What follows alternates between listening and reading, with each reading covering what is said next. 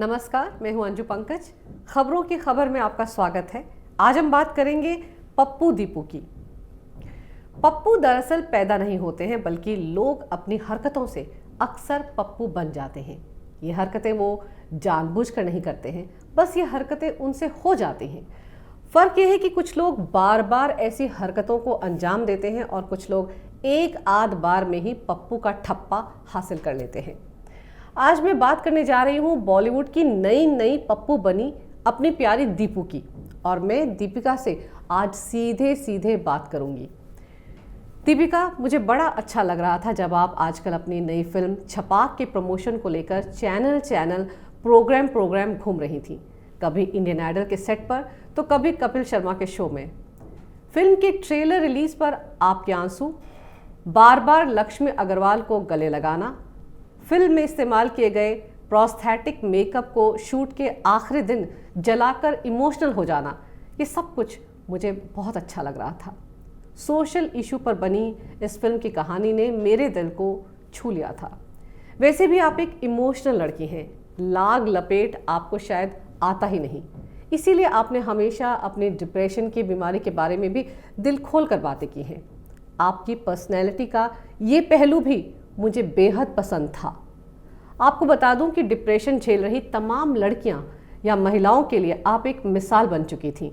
इस मुद्दे पर आपके खुलकर बोलने से कई महिलाओं ने अपनी इस बीमारी को छिपाना तक बंद कर दिया था, और उनकी इस झिझक को ख़त्म करने के लिए कई डॉक्टर आपकी तारीफ भी करते हैं।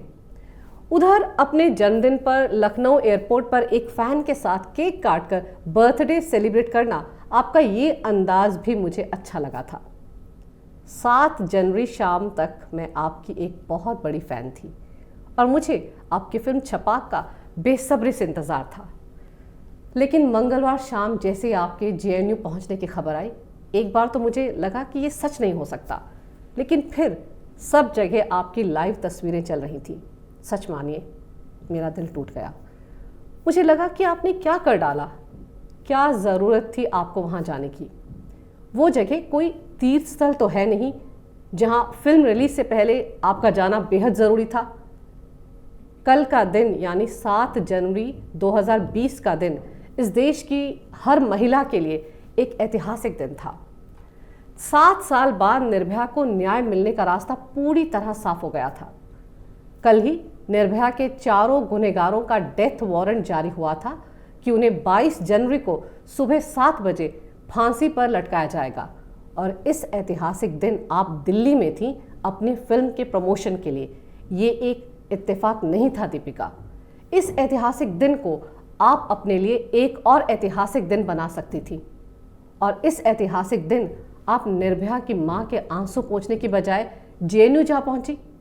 मंच पर कन्हैया कुमार भी था। मुझे तो ताज्जुब है कि टुकड़े टुकड़े गैंग के लोगों के साथ आपने क्या सोचकर मंच साझा किया। इन लोगों की असलियत से क्या आप वाकिफ नहीं हैं? अगर आप फिल्म की प्रमोशन के लिए भी वहां गई थी तो कल का ही दिन क्यों चुना? किसी और दिन जेएनयू चली जाती। आपकी पीआर टीम ने अगर ये तय किया था तो दीपिका, आप तो ब्यूटी विद ब्रेन हैं। आप क्या समझ नहीं पाई कि निर्भया की मां के आंसू पोंछने ज्यादा जरूरी थे, या जेएनयू छात्र संघ के अध्यक्ष आयशी घोष के?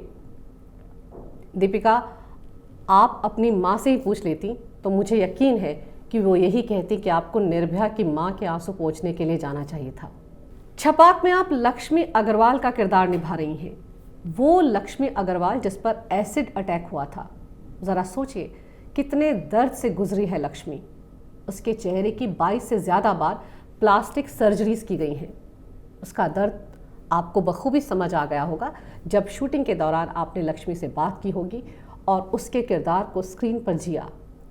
फिर आपको निर्भया का दर्द और उसकी मां का दर्द क्यों समझ में नहीं आया? इस देश में महिला सुरक्षा एक बहुत बड़ा मुद्दा है। जब भी किसी लड़की के साथ एसिड अटैक या बलात्कार की घटना होती है ना, तो इस देश की हर बेटी, हर महिला, हर मां सहम जाती है। मन में कहीं डर घर कर जाता है कि कल उनमें से किसी के साथ तो ये घटना नहीं घट जाएगी। निर्भया के दर्द को हम सब ने महसूस किया है। उसकी मां की बातें सुनकर कौन सी ऐसी महिला है जो रोई ना होगी? निर्भया के लिए इंसाफ की जंग में इस देश की हर महिला शामिल रही है। आपको भी शायद याद होगा 7 साल पहले 16 दिसंबर 2012 के बाद दिल्ली के विजय चौक पर कैसे आंदोलन हुआ था, कैसे देश की बेटियों ने निर्भया के लिए इंसाफ की गुहार लगाई थी।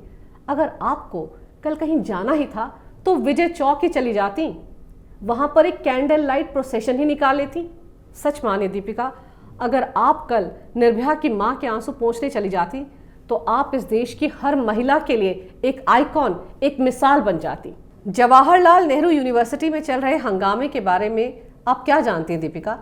वहां हो रही देश विरोधी गतिविधियों के बारे में भी क्या जानती हैं? आपको पता भी है कि वहां दरअसल मसला क्या है?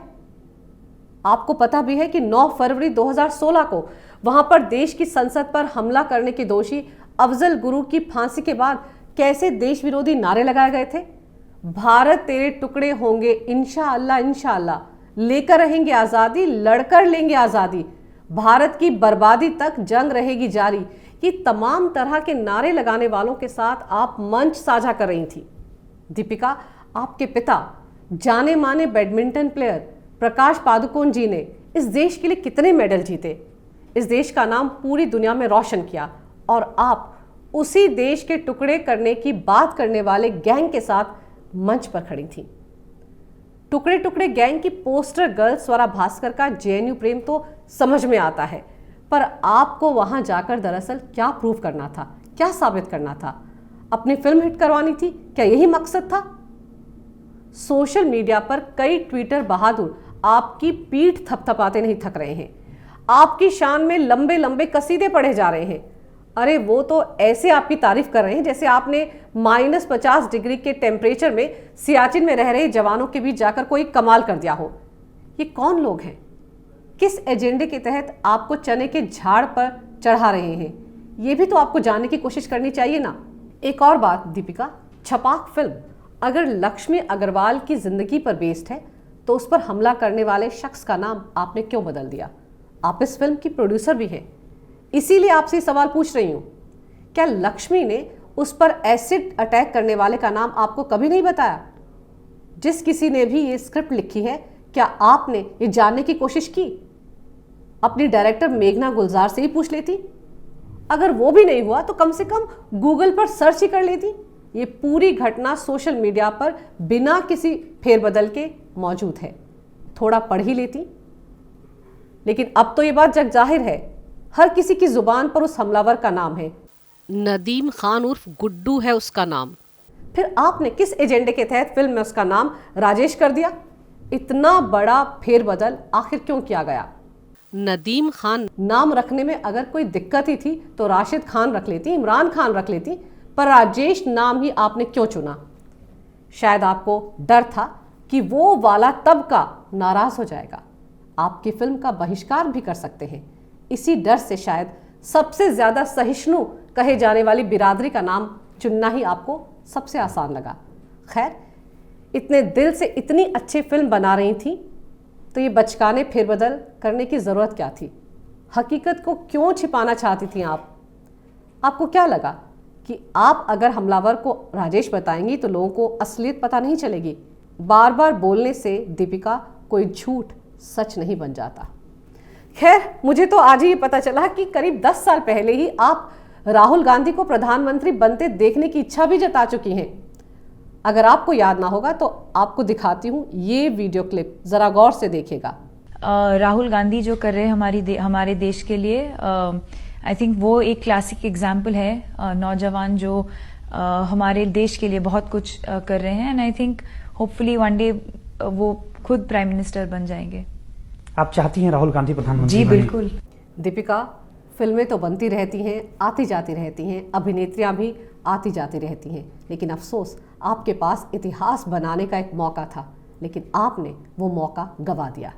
हर अभिनेत्री की एक आइडल होती है, चाहे वो रेखा हो, मधुबाला हो या फिर मीना कुमारी हो, वो उसी की तरह बनना चाहती है।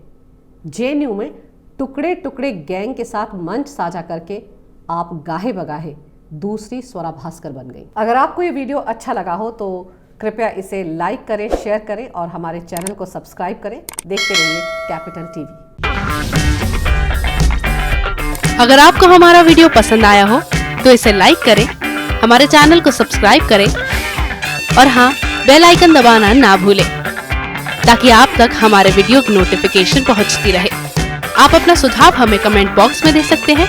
हमारे साथ जुड़ने के लिए शुक्रिया।